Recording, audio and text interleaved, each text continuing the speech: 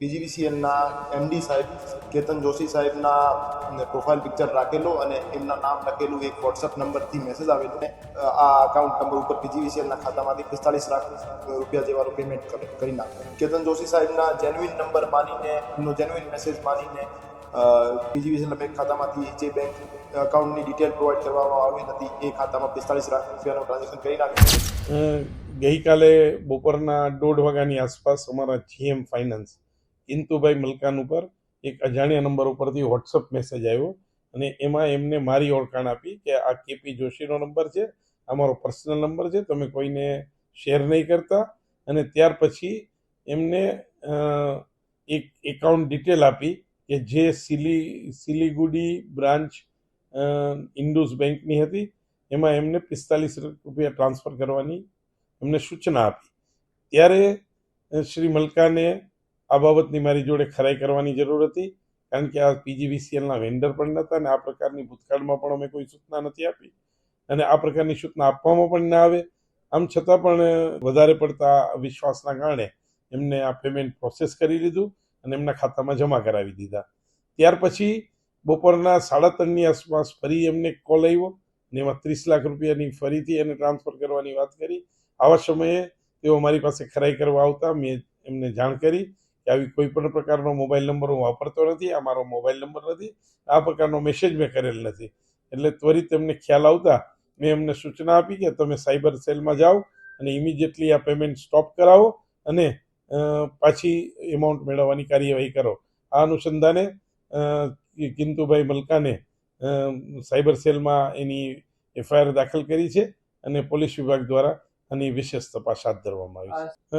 પૈસા પીજીવીસીએલના એકાઉન્ટમાંથી ટ્રાન્સફર થયા છે અને શેના હતા એ બાબતની કોઈ પણ જાણકારી ન તો વોટ્સઅપ મેસેજ વાળાએ આપી છે ન તો એકાઉન્ટ એને જાણવાની પણ કોશિશ કરી છે. આવા પૈસા જે રીતના ગયા છે એટલે બીજા કોઈ કર્મચારી ન છે એ માટે આપે કઈ પગલા લીધા છે? આ અંગે ગઈકાલે જ વોટ્સઅપ મેસેજ અને એક ઓફિસ નોટ ફેરવવામાં આવી છે.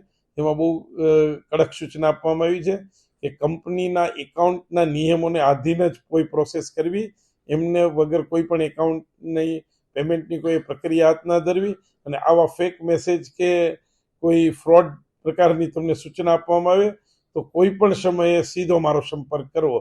તે પ્રકારની દરેક ડિવિઝન, સબ ડિવિઝન અને સર્કલ ઓફિસ અને કોર્પોરેટ ઓફિસના સૂચના પાસ કરવામાં આવી. ગઈકાલે પીજીવીસીએલના જનરલ મેનેજર ફાઇનાન્સ તરીકે નોકરી કરતા કિંતુ કુમાર શશિકાંતભાઈ મલકાણ સાથે એક સાયબર ફ્રોડનો બનાવ બનેલ હતો.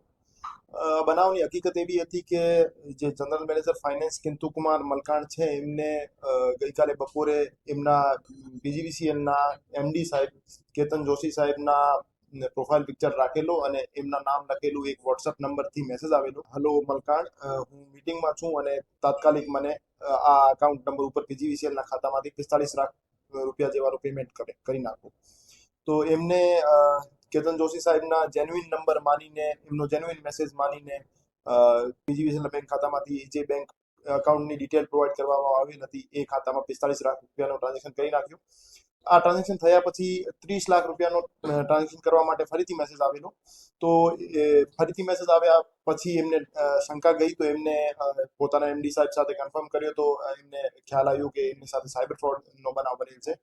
તો એના પછી એમને રાજકોટ શહેર સાયબર ક્રાઇમ પોલીસ સ્ટેશનનો સંપર્ક કર્યો અને જે એમની પાસે વિગતો હતી, બેંક અકાઉન્ટ નંબર અને વોટ્સએપ નંબર, એના આધારે જે બેંક અકાઉન્ટ ધારક અને વોટ્સએપ મોબાઈલ નંબર ધારક વિરુદ્ધ એક ગુનો દાખલ કરવામાં આવે છે અને એ ગુનાની તપાસ હાલ cyber crime police station Rajkot શહેરમાં ચાલી રહી છે. જે એકાઉન્ટ્સમાં પૈસા ગયેલ છે એમાં ફ્રીઝ કરવામાં આવેલ છે અને એમનો ડેબિટ ફ્રીઝ કરી એને જે પણ અમાઉન્ટ અમારો ડિસ્પ્યુટેડ હતો એને બ્લોક કરવામાં આવેલ છે. અમુક અમાઉન્ટ જે છે એ એટીએમ અને ચેક મારફતે વિડ્રો થઈ ગયેલ છે. આ સિવાયનો તમામ અકાઉન્ટમાં તમામ અમાઉન્ટ છે એ હોલ્ડ કરવામાં આવેલ છે. શરૂઆતમાં એક અકાઉન્ટમાં પૈસા ગયા, પછી એક અકાઉન્ટથી મલ્ટિપલ લેયર્સમાં, મલ્ટિપલ અકાઉન્ટ્સમાં પૈસા ટ્રાન્સફર થયેલા છે. તો એ બાબતે અમે તપાસમાં એમના ઉપર કાર્યવાહી કરીશું. જે અકાઉન્ટ છે એ સિલીગુડી વેસ્ટ બેંગોલનો અકાઉન્ટ છે અને ત્યાંથી જ વિડ્રો થયા છે. ના, હજુ સુધી એ એકાઉન્ટમાંથી કોઈ ફ્રોડ થયાનો સામે નથી આવ્યો, પણ આજે સવારે એક બીજા ડિપાર્ટમેન્ટમાં રાજકોટ શહેરના જ એક બીજા અધિકારીને એ રીતનો મેસેજ આવ્યો હતો, પણ એમને સમયસર ખબર પડી ગઈ કે એ ફ્રોડ છે, તો એને સાયબર ક્રાઇમનો સંપર્ક કર્યો તો એમને જાણ કરવામાં આવી હતી કે એ રીતે ટ્રાન્ઝેક્શન નહીં કરવા. હજુ સુધી અમારી પાસે જે પ્રાથમિક વિગતો અવેલેબલ છે એમાં 45 લાખ પૈકી 33 લાખ જેવી રકમ હોલ્ડ થયેલી છે અને 2.5 લાખ જેવી અમે ચોક્કસ કહી શકીએ કે આ વિડ્રો થઈ ગયેલી છે. બાકી તપાસ દરમિયાન સામે આવશે. ફરિયાદીશ્રીનો એમાં કોઈ નેગેટિવ રોલ નહીં જણાઈ આવતું. ફરિયાદીનો જેન્યુઇનલી એવું માનવું હતું કે સાહેબે મને પર્સનલ નંબરથી મેસેજ કરીને અર્જન્ટમાં કીધું છે એટલે એને ભરોસો કરી લીધો. પણ હું તમામને અવેર કરવા માંગુ છું કે એ રીતે આપ એક પણ અમાઉન્ટનો એક પણ નાનો ટુકડો પણ કોઈને ટ્રાન્સફર કરો તો એના પહેલા આપ એક વખત એટલીસ્ટ ટેલિફોનિક કન્ફર્મેશન લઈ લો. કોઈના મેસેજ આધારે અથવા કોઈ સોશિયલ મીડિયા સાઇટ અથવા વોટ્સએપના મેસેજ આધારે કોઈના અકાઉન્ટમાં આપ કોઈ પણ પ્રકારનો અમાઉન્ટ ટ્રાન્સફર ના કરો. ના, એવું પ્રથમ વખત હતું કે એમડી સાહેબના નામથી મેસેજ આવ્યું હતું, નવા નંબરથી મેસેજ આવ્યું હતું, તો એમને ટ્રાન્સફર કર્યું. બાકી જનરલ મેનેજર ફાઇનાન્સ હોવાના કારણે એમડી સાહેબ સાથે આ રીતની એમની ચર્ચા થતી હતી, પણ એમના રેગ્યુલર નંબર સાથે થતી હતી. એ નવા નંબરથી પહેલી વખત ટ્રાન્સફર. અમે રાજકોટ શહેરના જે તમામ કચેરીઓ છે એમના જે અકાઉન્ટ બ્રાન્ચમાં કામ કરતા માણસોને અવેર પણ કર્યા છે કે એ રીતે આપના બોસના નામે આપને કોઈ પણ પ્રકારનો મેસેજ આવે કે પર્ટિક્યુલર અમાઉન્ટ આપ એક ખાતામાં ટ્રાન્સફર કરો તો આપ સીધા વાત માન્યા કરતા આપ એક વખત ટેલિફોનિક કન્ફર્મેશન લઈ લો, રૂબરૂ જઈને ચર્ચા કરી લો, પછી જ આપ કોઈ અમાઉન્ટ ટ્રાન્સફર કરો. એના કરતા આપ ફક્ત અને ફક્ત મેસેજના આધારે કોઈ પણ પ્રકારનો અમાઉન્ટ ટ્રાન્સફર ના કરો.